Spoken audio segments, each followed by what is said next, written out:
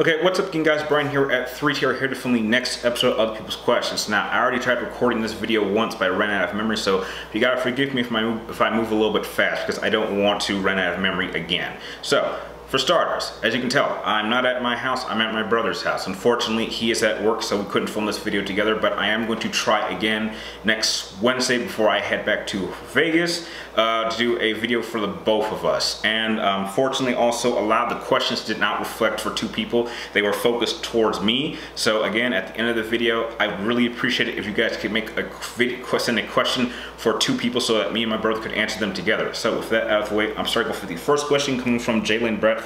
And you want to know, do I think that Chris Redfield could beat or compares to Snake when it comes to close quarters combat? The answer is no. If we're talking about Big Boss is the inventor of, or is the co-inventor of CQC, and Solid Snake was really trained by the co-creator of CQC, even though he didn't really use it very well. I think in his old age, I think he was very, very proficient in it, and I think that that might be a little bit much for Chris Redfield to handle. So no, I do not think he compares to Snake, either Solid or Big Boss, when it comes to CQC. Next question comes from Zyborg. He wants to know, what game do I feel should have spent more time in development before being put on shelves? Mass Effect Andromeda. That game was full of bugs, glitches, it crashed, it had a whole bunch of texture issues. They clearly needed another 2 or 3 months, but I guess because maybe they were rushing, they didn't want to miss their release date, they left those errors in, and then ever since they were just trying to patch it and patch it and patch it. You can only patch it up so much, and it just wasn't the game we were all hoping it would be. So I would say that Mass Effect Andromeda is the best example of that. Next question comes from the Immortal Super Being, and you are actually the one person that actually made a question for 2 people, so I want to thank you specifically for sending in a question for 2 people. Unfortunately, we can't do 2 people, but you want to know, which Flash villain that does not have super speed do I think is the most powerful and dangerous villain? In terms of raw power, I can't really think of any, but I think if there's one villain that really stands out to me in terms of dangerous, it's probably Mirror Master. His ability to open a dimension to a mirror world, I think, is very, very dangerous, because as far as I know, there aren't really too many ways to get out. So there's a very good chance that if you threw in a member of the Flash family and they didn't know how to get out, they could be stuck there forever, unless you had that little device that Mirror Master uses in order to jump in and out of the mirror dimension. So in terms of raw power, he's not that powerful, but being able to trap someone in a dimension that they can't get out of is a very, very dangerous ability. So I would probably pick Mirror Master. Next question comes from Thomas Harr, and you want to know, in my opinion, what do I think of the Final Fantasy mobile games that you listed? I honestly did not play any of them, so I can't really say much of them from what I've seen of them. You know, unless you stick to the classical gameplay style, it generally isn't going to work, because we have had mobile games that are great Final Fantasy games, but something like that just seems like it's for a cheap mobile device. Next question comes from Kenny Kushumo, I hope I said that right, and you basically want to know, do I think we'll get any shows that are basically based off of Greek or Norse mythologies, just like there are shows based off of fantasy? Well, we've definitely had shows based off those 2 periods. I mean, if you go to, you know, shows like HBO's Rome, or I think if it's still going, History Channel's Vikings. But if you're talking about a show on a much more prominent network, it's definitely possible if the demand is there. I think you simply need quality. I mean, look at something like Game of Thrones. That's incredibly popular, and that's not set really in a, I mean, it might have some elements of fantasy in there, but I think it's just the quality. I think that's what matters most. If you can get the quality, then I definitely think you can make those type of periods very, very interesting and successful to the general public.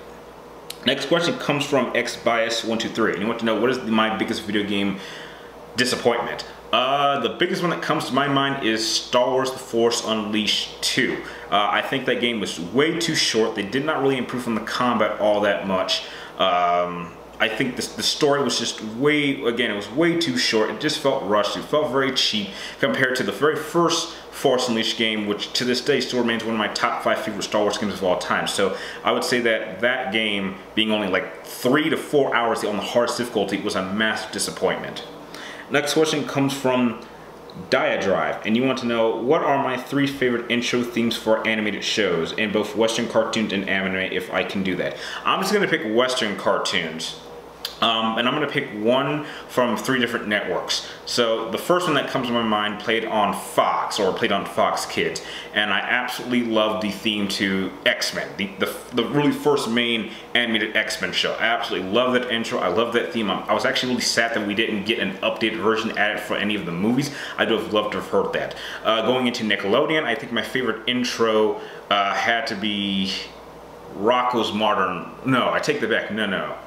Yeah, I would say it was Rocko's Modern Life. It was very, very catchy, very, very funny, kind of seeing how Rocko interacts with the whole world. And I heard they're bringing it back, which if they are, I'm definitely going to check it out because I absolutely loved watching Rocko as a kid and as a teenager.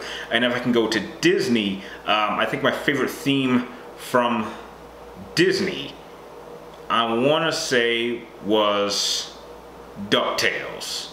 I mean, if you know DuckTales when it comes to video game music, you know it has some pretty damn good music. But I think it's just one of those very joyful and just inviting songs that is just great to listen to it at any age. I still love it to this day.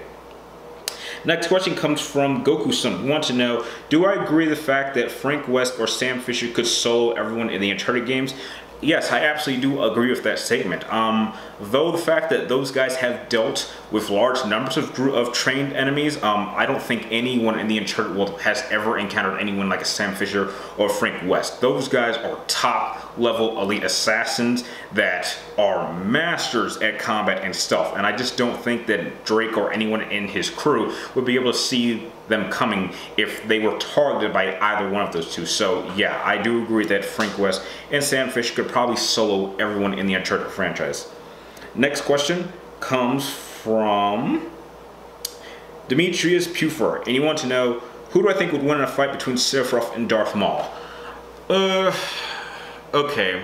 I did compare Sephiroth to Darth Maul, and I do think they are quite similar. I think that because they're both dedicated swordsmen and they want a purely physical victory, I don't think that Sephiroth would want to use materia, and I don't think Maul would want to use the Force. So it's strictly Maul and his double-headed lightsaber against Sephiroth and his Masamune sword. I think between the two, I think Sephiroth would win. I think the range advantage is too much for Maul to deal with, because not only does it give him range, it gives him strength and speed.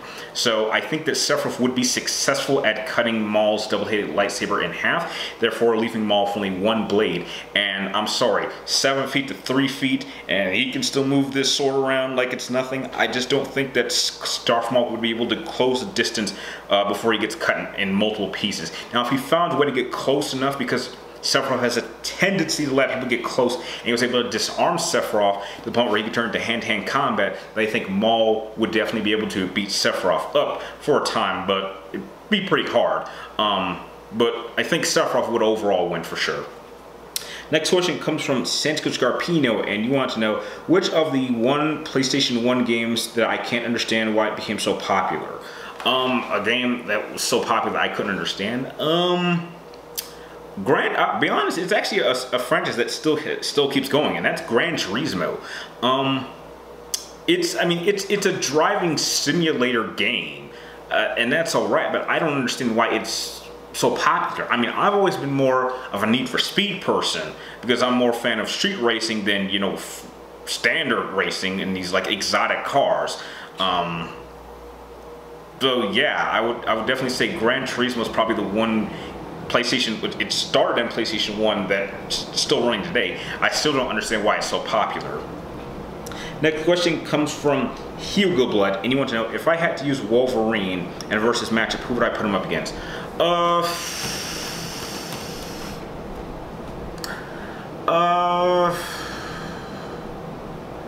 gonna keep it kind of cliche. They already did this matchup, but I'm gonna change it up a little bit. If I had to put Wolverine up against somebody, probably be Gray Fox.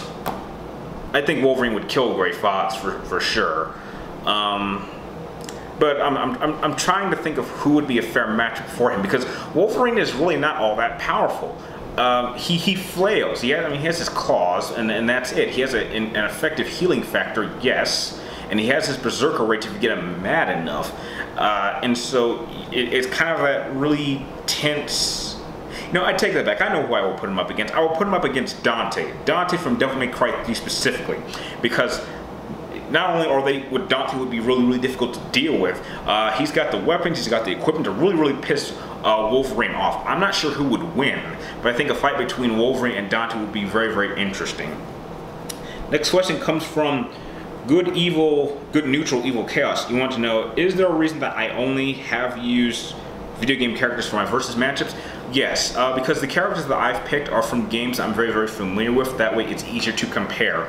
I don't like to mix up franchises, but when I stick to one particular franchise, they usually operate by somewhat similar rules, and that makes it very easy to compare. When you take two characters from, say, anime or movies, because there's all this knowledge about them, it makes it much harder to do research for. Like, one of the biggest matchups I wish I could do would be to put Sephiroth, well, not Sephiroth, Shishomaru and Inuyasha against Virgil and Dante, because in my opinion they're perfect parallels of each other. The problem is that when it comes to comparing Inuyasha and Shishomaru, there's just so much research that would have to be done that just cannot be done online. I would have to find a way to find time to watch every episode of the anime. I'd have to find every single copy of the manga. I would have to get my hands on every single copy of the video game, and that would just take way too long. When it comes to anime, there's just so much to the character that I just don't have the time. When it comes to video games, it's very concentrated and it's easier to follow, and especially for games or characters that I'm already a fan of or familiar with.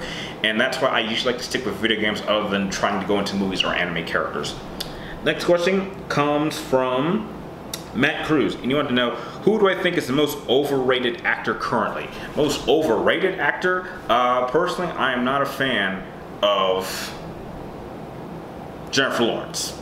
I don't know why she gets so many roles. I mean, sure, she's got an Oscar for some movie that I probably never saw, but I've just never really been a fan of her. I'm not really too much big of a fan of her portrayal of Mystique, even though I think I liked it the most in, I guess, Days of Futures Past, but I think it was in spite of her instead of because of her. And I've just been seeing a lot of her lately in a bunch of films, and I can't even remember the last movie I saw. It was probably X-Men, but other than that, I have not really been interested in any other movies that she's done outside of that. But I think I just see a little bit too much of her, so not a fan of hers. Next question comes from Jeanne Lass. You want to know, how would Cucci be as a Jedi? With what lightsaber form would he master, and how would he handle himself against any Sith Lords? Okay, if I were labeling him as a Jedi, I'd probably put him as a High Jedi Knight. I don't think he'd be High Jedi Knight, Low Jedi Master. I don't think he'd be on the Council, though. In terms of what forms he would probably master, I see him mastering Sicho and probably no, I don't. No, not Makashi. Not defensive enough for Sarisu. Not as erratic as Ataru. I see him mastering probably Sicho and Xian. He's a pretty straightforward combatant with the blade. And in terms of what type of Sith I think he'd be best to deal with, I think he would be able to deal with your typical Sith warriors. I don't think he'd do well against Sith sorcerers or any of the top level boys. So I think characters like Darth Maul or, you know, Savage Opress or Sas Ventress or maybe Darth Zana or someone like a Darth Bane. I think he'd be able to deal with combatants on that level. But outside of that, I think he would definitely have some problems, because he's blind, he would have to use the Force in order to see. And Force Sight is a very powerful ability, but if you're facing someone who kind of can affect your connection to it, that's very bad, because I think with him having to use Force Sight so much, he would kind of fall into the same trap as someone like a Darth Traya, in which I think she uses her use of Force Sight so much, her sight of hearing, like, I think his sight of hearing probably would not have been as developed. So that's just how I feel. Next question comes from J-Bat. You want to know, have I seen Terminator or The Terminator from 1984, and I like it. Yes, I liked it. I don't think it's as good as Terminator 2 Judgment Day, but I think it's a pretty damn good sci-fi film. Next question comes from Vuk, and I can't really say your last name, but I think you're the only newbie of the episode, so welcome. And I want to know, who do I think would win in a fight between Solid Snake or John Rambo? Depends on what type of fight we're talking about. If we're talking just straight up, I think Solid Snake would win. I think Solid Snake would definitely win a straight up fight, but if we're talking about a fight in terms of use of stealth, it depends on the environment. Like if Rambo, put it like this, if it's a straight out fight, Solid Snake would win. If we're having a fight in the jungle, I think Rambo wouldn't, because I think he would be better at using the environment to his advantage, and he would definitely be able to catch Solid Snake off guard. So I guess you could say it's somewhat a tie, but it depends on the environment and the situation and the conditions of the fight itself. Depending on which one you pick, we'll have a different result.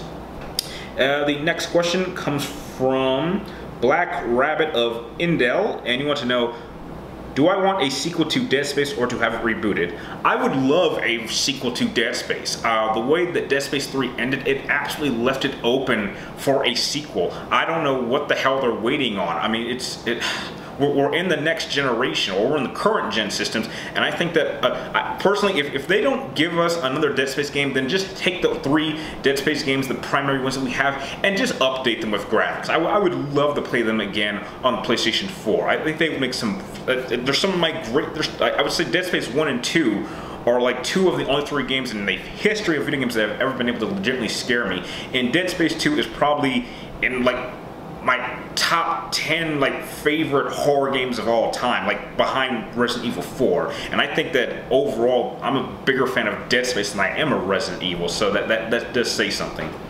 Next question, and the last question of the episode, comes from BellZ, and you want to know, what were my thoughts on the Mayweather versus McGregor boxing match? Well, it played out kind of how I figured. I mean, even Floyd said that. I mean, you're dealing with, you have a guy that's been boxing for 20 years against a guy who I don't think is really that great of a boxer coming into a ring for the first time. I mean, don't get me wrong. When you're in UFC, you have so many advantages. You have so many weapons at your disposal, and there's different forms of combat that you can use. When you're boxing, it takes a completely different approach, and it was clear that it was clear that he was getting his best punches out earlier on. I would say he probably won the first 3 rounds in my opinion, but that's kind of the plan. And clearly by round 6 and 7, McGregor was completely gassed. And some people say that the match was stopped too soon because McGregor didn't go down, but he clearly 2, 3, 4 more punches, McGregor would have hit the ground. So I'm kind of happy that the ref stopped the match. Although I was kind of annoyed how often he was stopping the match, because I mean, like, I kind of had this vision in my mind that a fight like a boxing match would play out how it is in Rocky, and I know that's Hollywood, but I just find those type of boxing matches a lot more entertaining. But I guess boxing matches are a little bit more real. They don't have as much energy. Overall, you know, I wasn't surprised who won. At the end of the day, they both got paid. They're both very happy men, and as I expected, at the end, they're both kind of buddies, as I expected. I didn't think any of the verbal talk between the two was very, very serious. They were just trying to hype up the fight, and you got your money's worth. You get your money's worth. I mean, I would definitely say this fight was definitely better than his fight with Pacquiao, but overall, it played out as I expected it. I wasn't surprised by the outcome, and I wasn't surprised how it played out.